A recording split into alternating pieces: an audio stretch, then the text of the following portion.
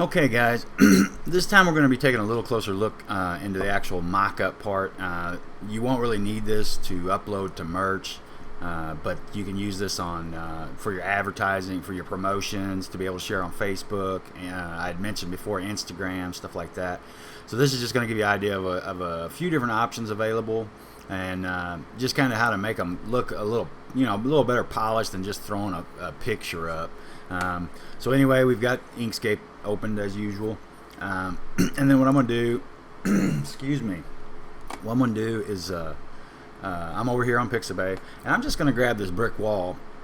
And when you're grabbing all this stuff, I mean, this is just for demonstration purposes. When you're grabbing this, always remember you've got to check on your all your actual rights and stuff like that. It's actually kind of difficult.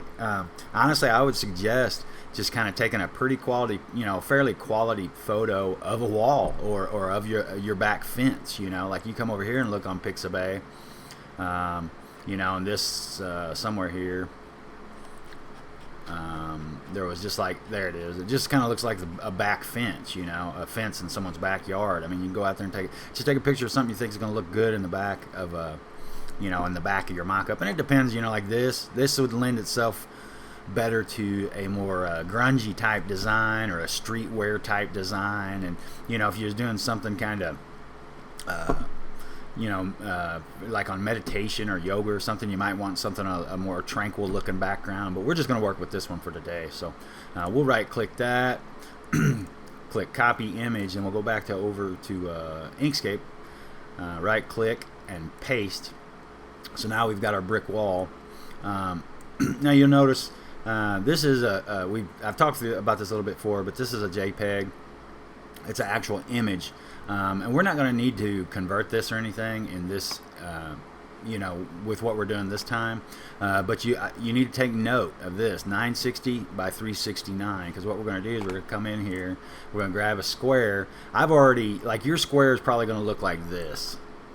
No outline, no nothing. You're just going to have that black square. But what I want to do, because we're going to make an outline for this brick wall, and the brick wall is 960 by 639, you want to make sure that this doesn't have a outline. And you'll click it, select it, and it's 960. Forgot already. Okay, 639. So you'll just input the same measurements as the photo that you're using. And again, I mean, this is really going to depend on what you're making, but if you want to use this photo, you can also scale it up or down for the size that you want once you do this.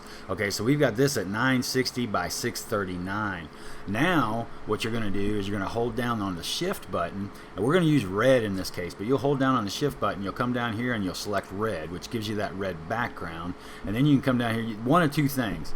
You can either put it on the bottom like that, and then it'll show around the edges, or you can just go ahead and on this one you can just go ahead and get rid of the center, or sorry about that, you can get rid of the center of it just by clicking this. Don't hold down on shift. If you hold down on shift, when you hold down on shift, that manipulates the stroke, the outline of the object.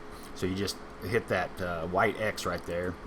So now we just have our red box and our brick wall, and then we'll come back to, if you remember the align and distribute tool, we'll come back to here and we'll center. It doesn't really matter how this is set up, because as long as you've got both objects, which that reminds me, go ahead and select, hold the shift key and select your brick wall so that you have both objects selected. And as long as you have both these objects selected, you can do, first selected, last selected. It doesn't matter, because we're not working in a specific area right at this moment anyway. So we'll click center on vertical axis and center on horizontal axis. Now we've got our red border around our brick wall. Now if you're wanting to manipulate that border, what you're going to need to do is you'll select it, and again, like I think in the last video, and this would actually be kind of hard to do. In one of the videos I told you to hold Alt and Control, like right now I'm on the brick wall, then hold Alt and Control and then click again. Well, it won't do anything, because remember we don't have the center of our that's the square behind there. We took the center out of it. So when you click here, all it does is change that instead of selecting to the instead of going to the next selection down. So what you'll need to do is just kind of pick from the side, or you may even have to I think we got it right there. Yeah, we got it right there. And I moved that to the top. That looks a little fatter. It'll be easier to work with too. But if you're wanting to manipulate the size of that, what you're going to want to do is come down here to the fill and stroke, or you'll also have to, or you can also go to, let me see here, layer maybe. I always forget this stuff because I've always got these windows open. Fill and stroke. Sure, there it is, right there. Duh, right underneath the object, fill and stroke. See, I never use these because these are always open. It'd be like starting all over again if I shut all these.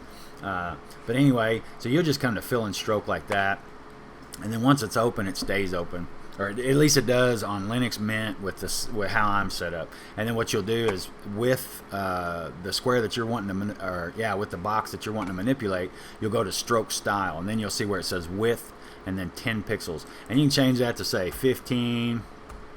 And see, it just makes your so you just have to kind of play around with that and see how big you want it or whatever. After you do it a few times, you get a better feel for it, which I think the 10 actually looks better. So anyway, so we've got our brick wall and we've got a box. Now I'm going to show you another cool way, and this is without any graphics, so there's no worry of any copyright issues. You'll take that same box and we'll just do 1080 by 1080 because that's the best size for Instagram. 1080 by 1080. Alright, so we got our big old box right here, right here, and what we're going to do this time is we'll actually come down here. Now, depending on your on the size of your screen, like I'm on a laptop, so you see this little arrow right over here in the corner. That's only going to give me a drop down menu: spray, erase, paint bucket, gradient, dropper, connector. Now, if you've got a larger monitor, these things may already be in this lineup. It may be showing with an icon already instead of having to click the clicking the drop menu. If you have a higher resolution screen, these may be icons instead of the drop down. But either way, you want to select gradient, and then you'll come over here and double click, and then as you'll see, we've got these two handles. And we can manipulate those. We can do whatever we want, and that's going to control that side of the gradient. When you're in, this is a linear gradient, and when you're just in a linear gradient, that'll control that side. That'll control that side.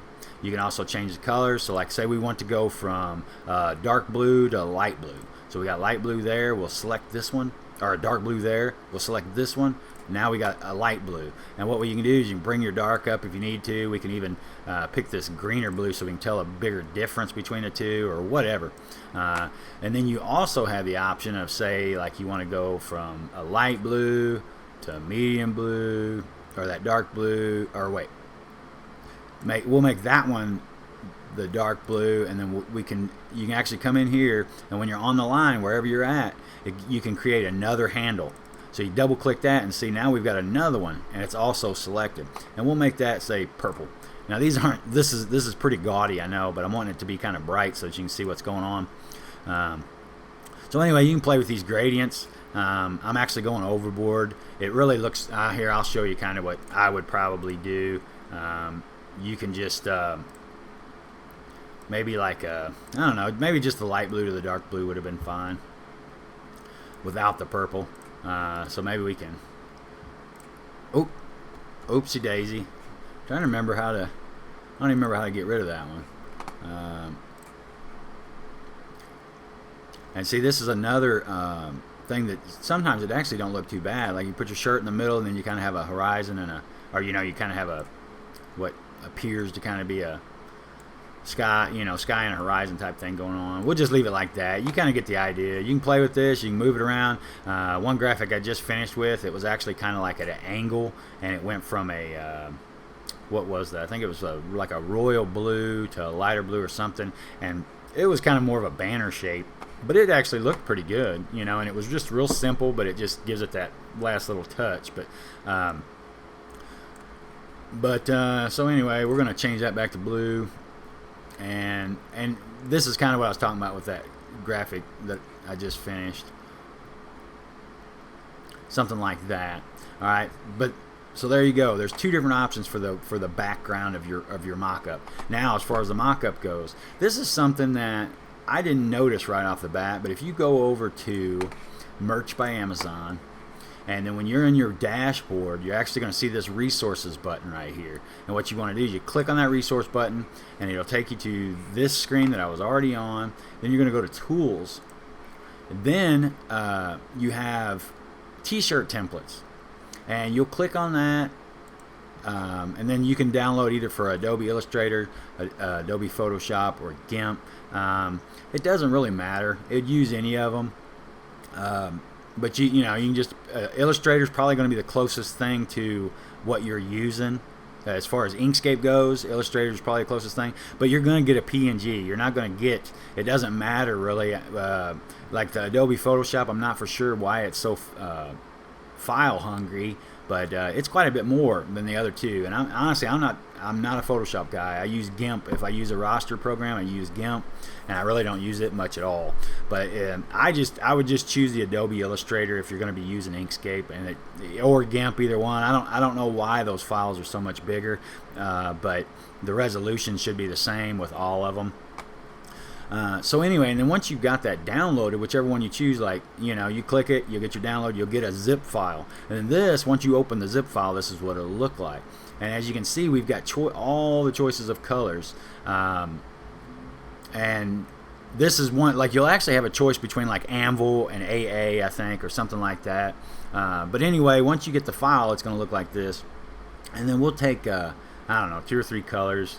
We'll take this baby blue, maybe, and we'll drag that down into Inkscape and just click OK. I've never messed with these settings, and I guess I suggest for you to do the same. I've never even looked at it. I've always just clicked OK, so I suggest you do the same.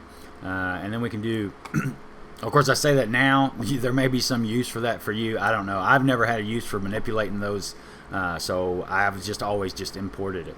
But let's use let's see here. Let's get rid of that one, and then we'll use.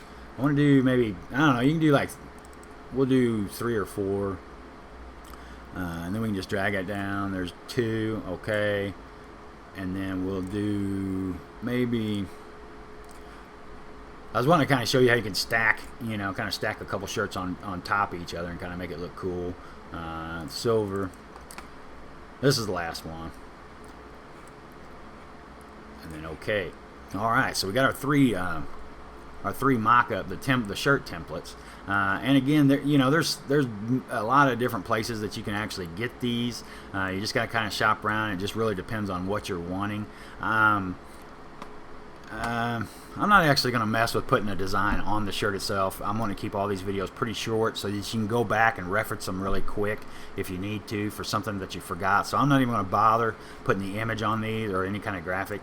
But anyway, what we'll do is we'll just go ahead and scale these down. Let's see here. The green. And then the blue. I'm going to put the blue and the silver on the same. You know, and you can play with it, because like one thing I used to do when I was on the Teespring thing was I would kind of do like that, you know, have one looking like it's way off in the background, and then you know, have the same logo, or you can have different ones, or something that's kind of cool if you do have a brand name. What I do a lot of times now, let me turn this off real quick.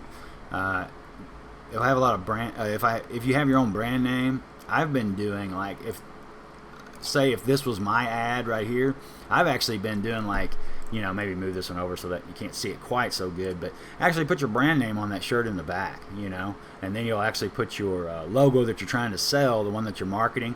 And this is a great way, because guys, once you start throwing these designs out, the possibilities are endless, you know, because you can throw a you know, 10% off this week or whatever. You can do whatever you want, and you're still in your realm of knowledge, because you understand, you know, you're beginning to understand how to create mock-ups and create t-shirt graphics and everything else. So this is something where you can use it for an advertisement tool. You can use it on Facebook, on, you know, Instagram, wherever.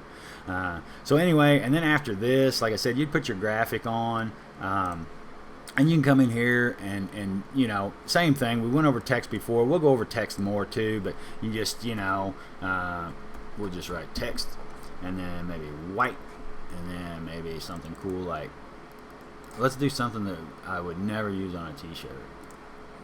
Or, I say that, and it probably, let's do something really crazy like that. Oh, I didn't have it selected. You gotta have it selected. That's a, and then like that. Ooh, crazy. Can't even read that. So anyway, whatever you wanted to say, and you can actually, what's kind of cool is you can actually, like, there's one brand logo that I had.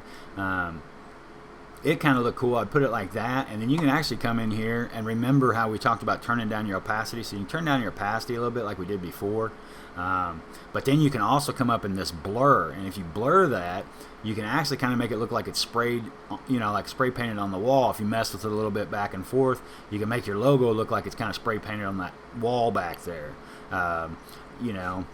So, and that again, like whatever text you're wanting to do, that's illegible right there, but just kind of blur the edges of it. But whatever you're wanting to do, that's really it, guys. I mean, that's those options that I showed you right there, that really gives you a ton of different ways that you can go with that, because you can use this gradient, and there's actually also a radial gradient. I'm going to save that for a different tutorial, because I don't know, it's just, it's the same thing, but then you'll come over here to right here is your linear gradient, and that's the one we used, and then this is the radial gradient. So I guess I can go over that real quick. So like how we're blue to, we actually have 3 going, but we'll select that blue, and then we'll go to that radial gradient. Oh crap, Grosacru.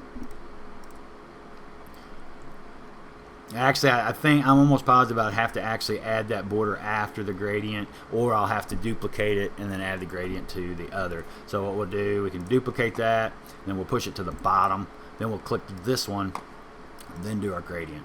And that's the radial gradient, and we'll choose, well, that shirt in the way, it's kind of hard to fill, radial gradient. So then this opens up a whole new realm of possibilities as far as we actually want to get rid of that one color. So we'll let's see, we'll do that, and then we'll do that. What the hell?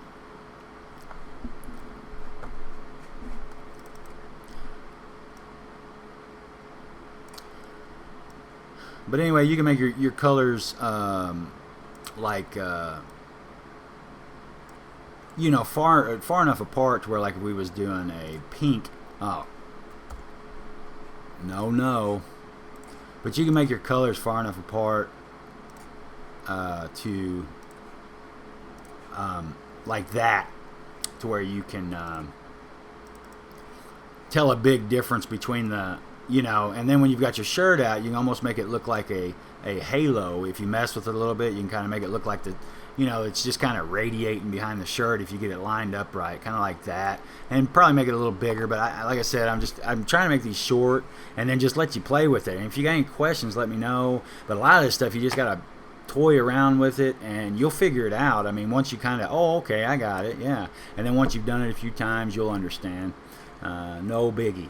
But anyway, that's all I got for now, guys. I think that should help as far as creating some graphics for actually marketing purposes, or on your own website or something like that, and even for eBay or just depending on what what platforms you're using to sell on. But anyway, that's it for now, guys. If you get any questions, be sure to comment, ask them below. I sure appreciate you guys watching. If you haven't done so yet, please subscribe, like this video, share, do everything you can for me, and I'll continue to pump these things out for you and trying to help you get more familiar with the t-shirt business overall, because there is a lot of little things to learn. I mean, getting started with merch, really you just need to be able to do a design and throw it up and keep your fingers crossed that somebody's going to find it. That's kind of find the niche, and but there's a lot of other ways to capitalize on the t-shirt business. So you kind of, if you're obviously interested in design, otherwise you wouldn't be watching these videos, so just kind of grab it and take it for all it's worth, you know, so that your efforts, you know, you're able to apply your design skills to, you know, however you're needing to do it. Because, you know, we all know the internet is a truly visual platform. I mean, that's how you get people's attentions, with photos and videos, you know. So, but anyway, guys, again, I thank you for watching. Be sure to like and subscribe. Any questions or comments, just let me know. And that's it for now, guys. I'll see you next time.